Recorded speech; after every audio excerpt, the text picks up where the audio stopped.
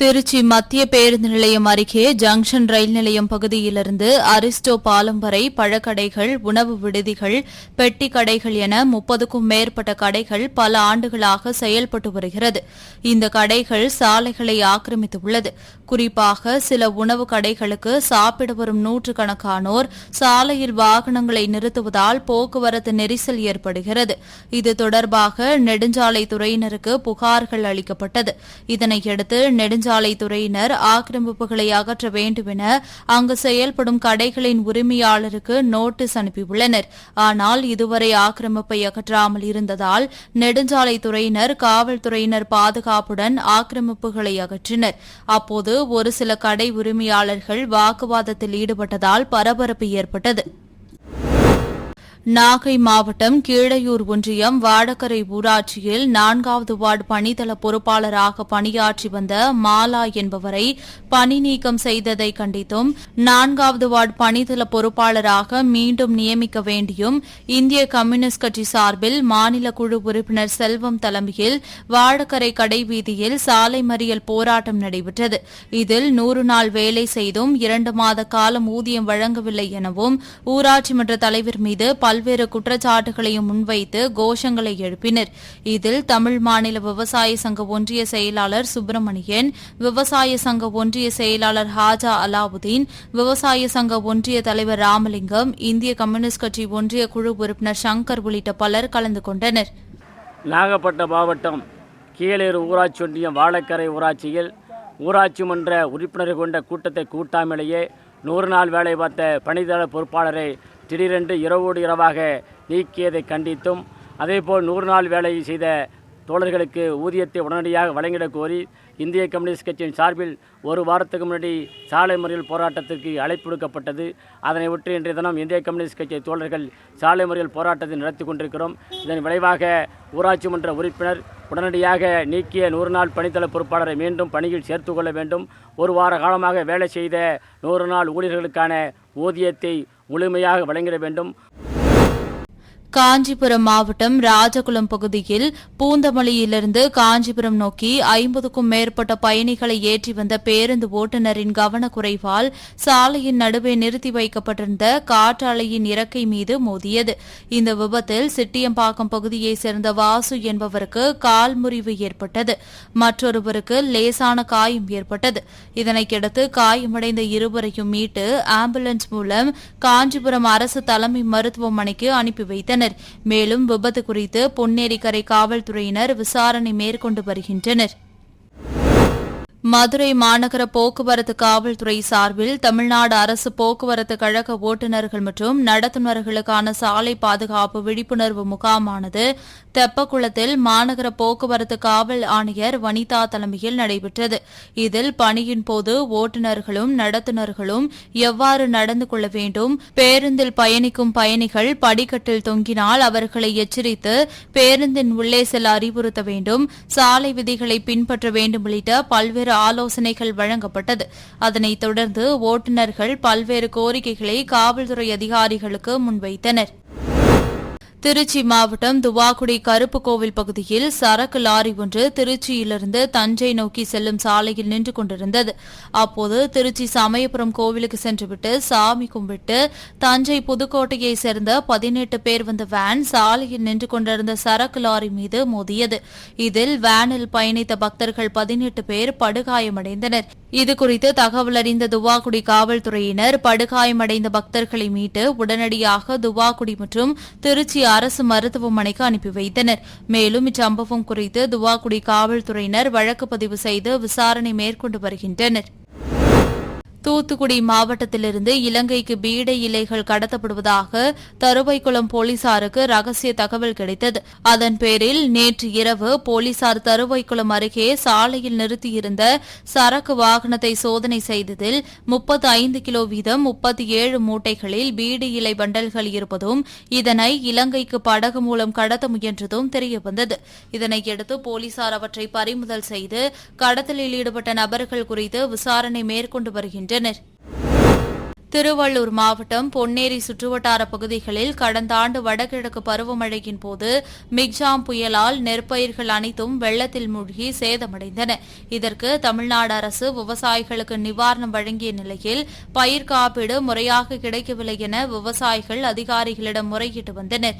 இந்நிலையில் பயிர் காப்பீடு பெற்றுத்தர வலியுறுத்தி விவசாயிகள் மீஞ்சூர் திருப்பாலைவனம் சாலையில் மறியல் போராட்டத்தில் ஈடுபட்டனர். இதனையடுத்து சம்பவ இடத்திற்கு வந்த வேளாண் துறை அதிகாரிகள் மற்றும் காவல்துறையினர் விவசாயிகளிடம் பேச்சுவார்த்தை நடத்தினர். பின்னர் சம்பவ இடத்திற்கு வந்த பொன்னேரி சட்டமன்ற உறுப்பினர் துரை சந்திரசேகர் பிரச்சினை குறித்து மாவட்ட ஆட்சியரிடம் முறையிட்டு பாதிக்கப்பட்ட அனைத்து விவசாயிகளுக்கும் பயிர் காப்பீடு கிடைத்திட உரிய நடவடிக்கை எடுப்பதாக உத்தரவாதம் அளித்ததைத் தொடர்ந்து சாலை மறியல் போராட்டம் கைவிடப்பட்டது. தேனி மாவட்டம் உத்தமபாளையம் தாலுகா சின்னமனூர் அருகே காமாட்சிபுரம் சுற்றுவட்டார பகுதிகளில் சின்ன வெங்காயம் பரவலாக பயிரிடப்பட்டு அறுவடை செய்து வருகின்றனர். கடந்த 2 மாதங்களுக்கு முன்பு சின்ன வெங்காயத்தின் விலை உயர்ந்திருந்த நிலையில் தற்போது குறைந்துள்ளது. இதனால் வெங்காயம் பயிரிடப்பட்டு உரம், மருந்து, களையெடுப்பு போன்ற பராமரிப்பு செய்த கூலி கூட கிடைக்கவில்லை என்று விவசாயிகள் வேதனை தெரிவித்துள்ளனர். எனவே தாங்கள் விவசாய பணியை மேம்படுத்த தமிழக அரசு சார்பில் உரிய விலையினை நிர்ணயம் செய்தால் தங்களது வாழ்வாதாரம் சிறப்பாக இருக்கும் என்று விவசாயிகள் கோரிக்கை விடுத்துள்ளனர். சிவகங்கை மாவட்டம் திருபுவனம் யூனியனுக்கு உட்பட்ட பாப்பாக்குடி கிராமத்தை சேர்ந்தவர் காளையர். விறகு வெட்டும் தொழிலாளியான இவர் இன்று வழக்கம் போல் பாப்பாக்குடி கிராமத்தில் உள்ள கண்மாயில் விறகு வெட்டுவதற்காக சென்றுள்ளார். அப்போது அடையாளம் தெரியாத மர்ம நபர்கள் காளையாரை சரமாரியாக வெட்டிவிட்டு தப்பி ஓடியுள்ளனர். இதில் காளையார் சம்பவ இடத்திலேயே பரிதாபமாக உயிரிழந்தார். இதுகுறித்து தகவல் அறிந்து சம்பவ இடத்திற்கு சென்ற போலீசார் காளையாரின் உடலை கைப்பற்றி பிரேத பரிசோதனைக்காக சிவகங்கை அரசு மருத்துவக் கல்லூரி மருத்துவமனைக்கு அனுப்பி வைத்து கொலைக்கான காரணம் குறித்து விசாரணை மேற்கொண்டு வருகின்றனர். சென்னை தாம்பரம் ஜிஎஸ்டி சாலை சானிட்டோரியத்தில் நடைபாதையை ஆக்கிரமித்து இருசக்கர வாகனங்கள் வழிநெடுகிலும் நிறுத்தப்பட்டிருந்தது. அதேபோல் சில கடைகளின் இருக்கைகள், விளம்பர பலகைகள் சாலையில் ஆக்கிரமித்து வைக்கப்பட்டிருந்தது. இதனால் கடுமையான போக்குவரத்து நெரிசல் ஏற்பட்டு வந்தது. இதனையடுத்து தாம்பரம் போக்குவரத்து காவல் ஆய்வாளர் செல்லப்பாண்டியன் தலைமையில் போலீசார் 20 இருசக்கர வாகனங்களுக்கு அபராதம் விதித்து உரிமை கோராத வாகனங்களை பறிமுதல் செய்தனர். அதேபோல் கடையின் முன் இருந்த விளம்பர பலகைகள், இருக்கைகள் ஆகியவற்றை பறிமுதல் செய்தனர். நாமக்கல் மாவட்டம் ராசிபுரம் அடுத்த மல்லூர் அருகே உள்ள சந்தியூர் பகுதியைச் சேர்ந்தவர்கள் கிருஷ்ணமூர்த்தி, தீபா தம்பதியினர். இவர்களது மகன் தனுஷ் வீட்டின் அருகாமையில் உள்ள கழிவறைக்கு சென்றதாக கூறப்படுகிறது. அப்போது தெருவில் வந்த நாய் சிறுவனை துரத்தி கடித்துள்ளது. சிறுவனின் அலறல் சத்தம் கேட்டு அக்கம் பக்கத்தினர் தெருநாயை துரத்திவிட்டு சிறுவனை மீட்டு ராசிபுரம் அரசு மருத்துவமனைக்கு அனுப்பி வைத்தனர். அங்கு மருத்துவர்கள் சிறுவனுக்கு முதலுதவி சிகிச்சை அளித்த நிலையில் அவசர சிகிச்சை பிரிவில் சிகிச்சை பெற்று வருகிறார். மேலும் குட்டலாம்பட்டி பகுதியைச் சேர்ந்த பழனியம்மாள் என்பவர் தனது மகனுடன் இருசக்கர வாகனத்தில் சென்று கொண்டிருந்த போது சாலையில் வந்த வெறிநாய் துரத்தி கடித்துள்ளது. மேலும் மற்ற 2 நபர்களை துரத்தி கடித்ததில் தற்போது 6 வயது சிறுவன் உட்பட 4 பேர் ராசிபுரம் அரசு மருத்துவமனையில் சிகிச்சை பெற்று வருகின்றனர். இதையடுத்து ராசிபுரம் மற்றும் அதன் சுற்றுவட்டார பகுதிகளில் கடந்த சில தினங்களாகவே வெறிநாய் மற்றும் தெருநாய்களின் தொல்லை அதிக அளவில் உள்ளதாக வெறிநாய்களை கட்டுப்படுத்த மாவட்ட நிர்வாகம் உடனடியாக நடவடிக்கை மேற்கொள்ள வேண்டும் என பொதுமக்கள் கோரிக்கை விடுத்துள்ளனர். நீலகிரி மாவட்டம் உதகை மலை ரயில் நிலையத்தில் அம்ருத் பாரத் திட்டத்தின் கீழ் இறுதிக்கட்ட மேம்பாடு பணிகள் தீவிரமாக நடைபெற்று வருகிறது. இப்பணிகளை விரைவில் முடிக்கும் முறையில் ஊழியர்கள் ஈடுபட்டு வருகின்றனர். மேலும் இப்பணிகள் விரைவில் முடிவடைந்து புதுப்பொலிவுடன் உதகை மலை ரயில் நிலையம் சுற்றுலா பயணிகளின் வசதிக்காக திறக்கப்படும் என எதிர்பார்க்கப்படுகிறது. விருதுநகர் மாவட்டம் ராஜபாளையம் டிபி மில் சாலையில் உள்ள தபால் நிலையத்தில் தமிழ்நாடு ஊராட்சி செயலாளர் சங்கம் சார்பில் தமிழக அரசு ஊராட்சி செயலாளர்களுக்கு ஓய்வூதிய திட்டம் அறிவிக்க வேண்டும் என பல்வேறு கோரிக்கைகளை வலியுறுத்தி தமிழ்நாடு முதலமைச்சருக்கு கோரிக்கை மனு 100க்கும் மேற்பட்ட தபால் மூலமாக அனுப்பி வைக்கப்பட்டது. மாநில துணைத் தலைவர் ராமசுப்பு தலைமையில் நடைபெற்ற இந்நிகழ்ச்சியில் மாவட்ட பொருளாளர் அருணாச்சலம், மாவட்ட துணைத் தலைவர் ஈஸ்வரன், ஒன்றிய தலைவர் மணிகண்டன், ஒன்றிய செயலாளர் வெள்ளதுரை, ஒன்றிய பொருளாளர் உள்ளிட்ட பலர் கலந்து கொண்டனர். திருவள்ளூர் மாவட்ட ஆட்சியர் அலுவலக வளாகத்தில் மாவட்ட வருவாய் கோட்டாட்சியர் அலுவலகம், மாவட்ட ஊரக வளர்ச்சி முகமை, மாவட்ட மாற்றுத்திறனாளிகள் அலுவலகம், சமூக நலத்துறை அலுவலகம் உள்ளிட்ட பல்வேறு அலுவலகங்கள் செயல்பட்டு வருகிறது.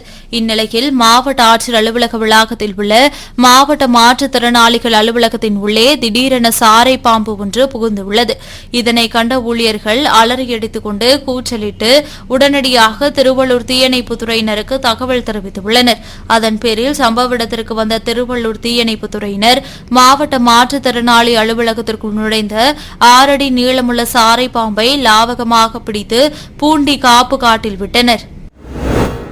நீலகிரி மாவட்டம் உதகை அருகே உள்ள எப்பநாடு கிராமத்தை சுற்றி அமைந்துள்ள கொரனூர், சின்ன குன்னூர் பகுதிகளில் உள்ள உயரமான மலைத்தொடர்களின் பாதுகாக்கப்பட்ட வனப்பகுதிகளில் நீலகிரி மாவட்டத்தில் 12 ஆண்டுகளுக்கு ஒருமுறை பூக்கும் நீல குறிஞ்சி மலர்கள் லட்சக்கணக்கில் தற்போது பூத்துள்ளது. இந்நிலையில் குறிஞ்சி மலர்கள் பூத்துள்ள இப்பகுதியில் கரடி நடமாடியதால் வனத்துறையினர் இப்பகுதிக்கு பொதுமக்கள் மற்றும் சுற்றுலா பயணிகள் செல்ல தடை விதித்துள்ளனர். மீறி சென்றால் அபராதம் விதித்து கடும் நடவடிக்கை எடுக்கப்படும் என எச்சரிக்கை விடுத்துள்ளனர். கிருஷ்ணகிரி மாவட்டம் போச்சம்பள்ளி அடுத்த மத்தூர் மசூதி தெரு அருகே தௌலத் என்பவருக்கு சொந்தமான வீட்டின் அருகில் அசோகன் புளிய மரத்தில் தேன்கூடு கட்டியிருந்துள்ளது. இந்நிலையில் எதிர்பாராத விதமாக திடீரென தேன்கூடிலிருந்து கலைந்த தேன் பூச்சிகள் அவ்வழியாக சென்ற 7 பேரை கடித்துள்ளது. இதையடுத்து உடனடியாக மத்தூர் அரசு மருத்துவமனையில் அனுமதிக்கப்பட்டு அவர்களுக்கு முதலுதவி சிகிச்சை அளிக்கப்பட்டது. பீகார் மாநிலத்தைச் சேர்ந்த விகாஷ்குமார் என்பவர் தனது மனைவியுடன் கோவை மாவட்டம் பொள்ளாச்சி அருகே நெகமம் பகுதியில் உள்ள தென்னை நார் தொழிற்சாலையில் பணியாற்றி வந்தார். இந்நிலையில் விகாஷ்குமார் தனது மனைவியின் தங்கையான 17 வயது சிறுமிக்கு ஆசை வார்த்தை கூறி பாலியல் துன்புறுத்தலில் ஈடுபட்டதாக கூறப்படுகிறது. சிறுமியின் நடவடிக்கையில் சந்தேகமடைந்த சிறுமியின் அக்கா மருத்துவமனைக்கு அழைத்து சென்று பரிசோதனை செய்தபோது சிறுமி கர்ப்பமாக இருப்பதாக மருத்துவர்கள் தெரிவித்துள்ளனர். இதையடுத்து பொள்ளாச்சி அனைத்து மகளிர் காவல் நிலையத்தில் புகார் அளித்ததன் பேரில் போலீசார் விசாரணை மேற்கொண்டு விகாஷ்குமார் மீது வழக்கு பதிவு செய்து அவரை கைது செய்து நீதிமன்றத்தில் ஆஜர்படுத்தி சிறையில் அடைத்தனர். திருவாரூர் மாவட்ட ஆட்சியர் அலுவலகம் முன்பு ONGC சமூக பொறுப்புணர்வு திட்டத்தில் சுற்றுச்சூழல் மாசு ஏற்படுத்தும் நெகிழி பயன்பாட்டை கட்டுப்படுத்தும் வகையில் விழிப்புணர்வு பிரச்சார வாகனங்களை மாவட்ட ஆட்சியர் சாருஸ்ரீ கொடியசைத்து துவக்கி வைத்தார்.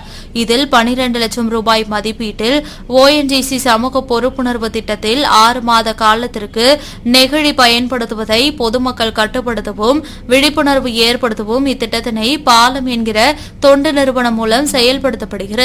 இந்நிகழ்ச்சியில் ONGC மனிதவள மேம்பாட்டுத்துறை பொது மேலாளர் கணேசன், உற்பத்தி பொது மேலாளர் சரவணன் உள்ளிட்ட பலர் கலந்து கொண்டனர்.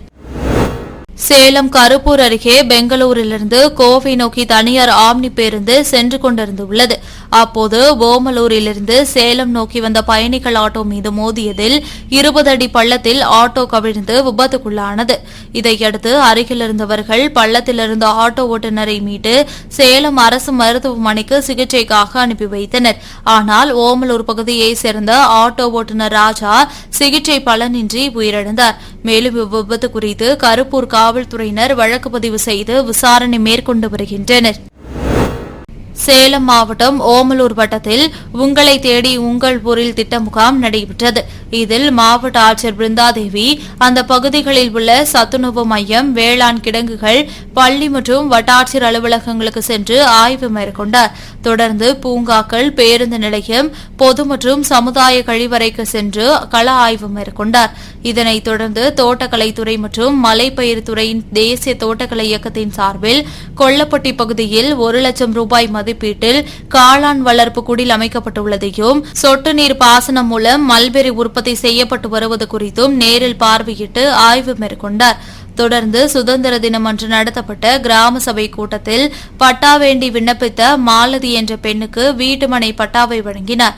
இந்த ஆய்வின் போது மேட்டூர் சார் ஆட்சியர் பொன்மணி உள்ளிட்ட அலுவலர்கள் கலந்து கொண்டனர்.